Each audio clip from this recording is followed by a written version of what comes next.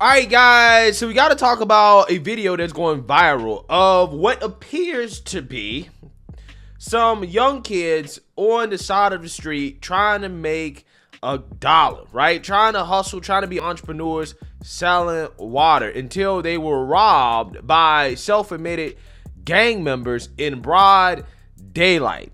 Now, I want to go ahead and play this clip for you guys for you to see it, but the whole story about why this happened or the circumstances surrounding this situation is not really being told, and that's the main reason why I'm making this video, because I think it does kind of show us the vicious cycle that happens in these neighborhoods and why a lot of these kids simply end up in jail and in prison or dead because of these types of interactions that we're seeing in some of these neighborhoods. So without further ado, I want to go ahead and play this clip of these young kids getting robbed while trying to sell water on the side of the street by some local gang members. Take a look. Man, you 4 block niggas some hoes. All of it, nigga. All of it, nigga. Crip, heavy up, nigga. Yo, nigga, you a hoe, nigga. Like that. So what's the point, nigga? You a yo, nigga. And this murder gang tapping in, nigga. And tell twins and I said, hey, lift your jacket up real quick. You lift your I switch cheese right now. Hey, lift your jacket up. Nigga. Hey, lift your jacket up, nigga. Yeah, lift that shit up. Y'all niggas some broke ass. Like that. I'ma kill you next time I see you. Let me catch you no more. All that bumping on the ass. Hey, come here. Come here. Give me those cigarettes. In the water. In the water. In the water. Give me the water. Y'all niggas some hoes, nigga.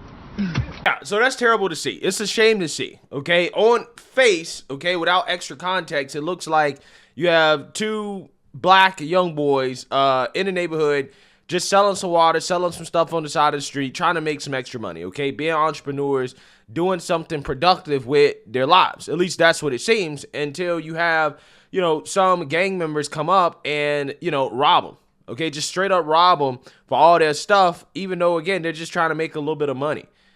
Again, I mean, terrible human beings, right?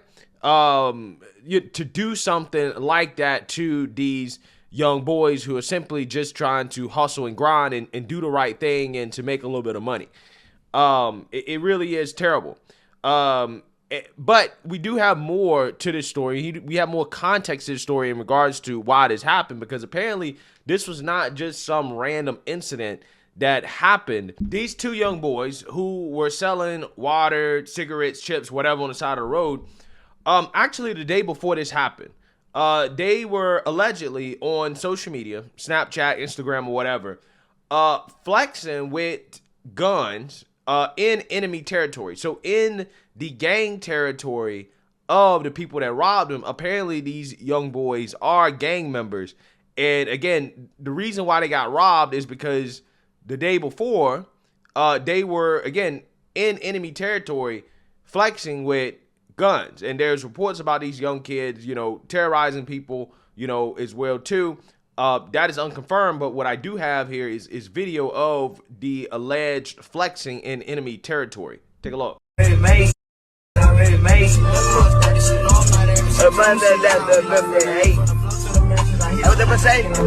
Back in the back of the block. That block of the space shot gang. It's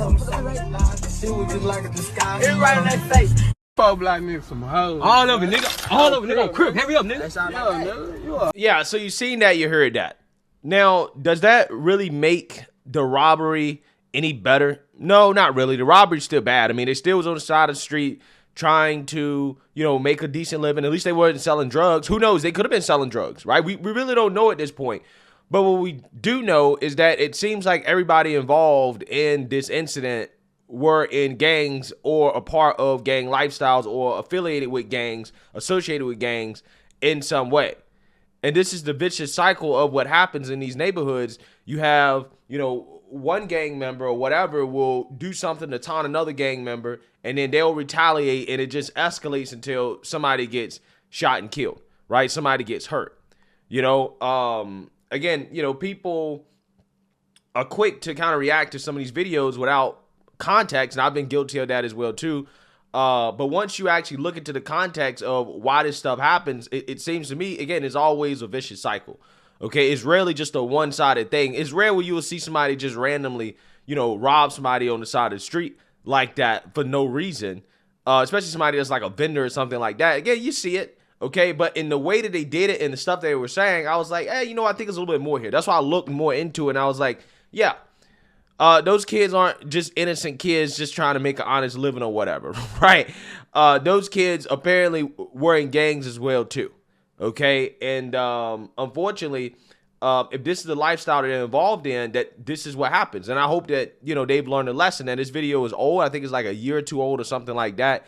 I hope that ever since then, they've learned a lesson that, hey, if I'm trying to make an honest living or whatever, I can't be involved in gang stuff because, you know, if I go out here and I start my own business, hey, I might get robbed for my gang affiliations. Okay, you probably get robbed even if you don't have gang affiliations. But having gang affiliations makes it even more likely that you're going to be robbed. It makes it even more likely that you're going to have a harder time getting up out of the hood, right?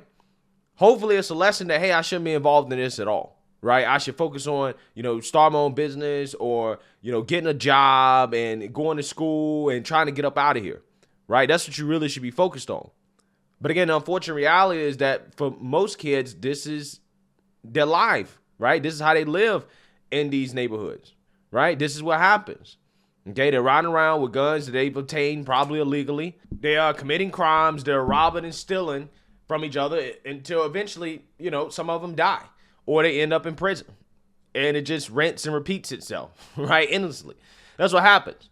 Again, all this is to say, well, whose fault is this?